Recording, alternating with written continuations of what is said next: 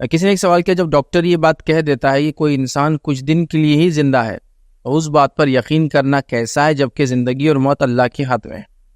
تو دیکھیے، ڈاکٹر جو یہ بات کہہ رہا ہے آپ سے کہ آپ کچھ دن کے مہمان ہیں یا فلاں شخص کچھ دن کا مہمان ہے یا فلاں شخص جلد سے جلد جو ہے اس کی موت آ جائیں گی، تو یہ وہ اپنے تجربوں کے اور ٹیسٹ کی جو رپورٹس آتے ہیں اس کی بنیاد پر یہ کہتا ہے. لیکن کوئی بھی ڈاکٹر یہ یقین سے نہیں کہہ سکتا، یہ یقینی طور سے نہیں کہتا کہ ہاں آپ اسی دن اسی وقت مروں گے. ایک ان کا وہ رپورٹس کی وجہ سے تشخیص جو کی جاتی ہے، جو آئیڈینٹیفیکیشن کیا جاتا ہے مختلف ٹیسٹ کے ذریعے، وہ ٹیسٹ یہ بتاتے ہیں کہ اتنے دن میں یہ چیز بڑھ گئی اور آگے اتنے دن تک یہ بڑھیں گے اور اس کے بعد جنرلی دیکھا جاتا ہے انسان بچ نہیں پاتا ہے. تو یہ جو باتیں ہیں یاد رکھیے، یہ وہ اپنے تجربوں کی بنیاد پر یہ باتیں رپورٹس اور ٹیسٹ سے آئے گئے جو کنکلوژنس ہوتے ہیں اس کی بنیاد پہ کہتے ہیں. لیکن کبھی بھی کوئی ڈاکٹر یقینی طور سے نہیں کہتا کہ آپ اس دن کے اتنے گھڑی میں مر ہی جاؤں گے.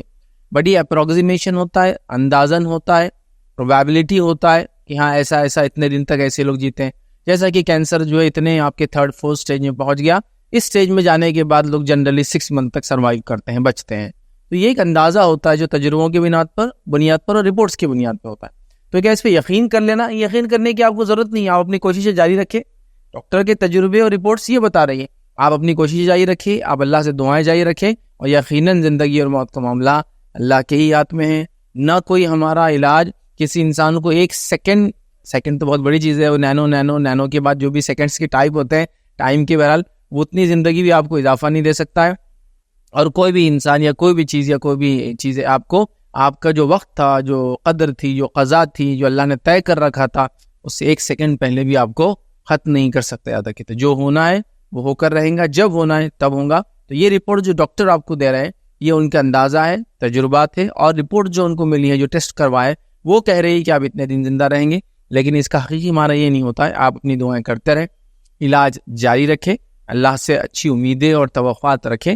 اور ہم نے کئی بار دیکھا کہ جو تجربوں کی بنیاد پہ، ٹیسٹ کی بنیاد پہ جو کہا گیا، بات اس کی الٹ ہوئی. اور خود ڈاکٹرز یہ کہتے ہیں کہ ہاں یہ ضروری نہیں ایسا ہو، لیکن یہ ہمارا اندازہ ہے، یہ ہمارا رپورٹ جو بتا رہی ہے اس کے حساب سے جو ہم کیلکولیٹ کر پا رہے ہیں وہ ہمارا نتیجہ ہے. یقیناً وہ بھی نہیں. تو مطلب ان کے تجربوں کو ماننے میں کوئی عرض نہیں، لیکن اس سے یہ طے کر لینا کہ ہاں میں اس وقت مر جاؤں گا، یہ ضروری نہیں ہے. اللہ تعالیٰ جب تک زندگی دینا چاہیں گے دیں گا.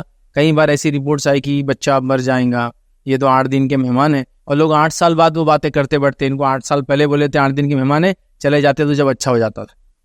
مطلب آدمی زندہ رہا، لوگوں کو تکلیف آج بھی دے رہا ہے، لوگ کہہ رہے چلا جاتا تھا اچھا ہوتا تھا. بھائی ایسا نہیں ہوتا، یاد رکھیے. تو بہرحال وہ علم کے بنیاد پر جو ٹیسٹ وغیرہ دیتے وہ کہتے ہیں، بٹ زندگی موت یقین اللہ کے ہاتھ میں. تو ہم اپنا کام کرتے جائیں. اللہ نے جب موت دی ہوں گی تب انسان کو جو موت آ جائیں گی، اور وہ نہ اس سے 1 سیکنڈ زیادہ جئیں گا، نہ اس سے 1 کم سیکنڈ جئیں گا.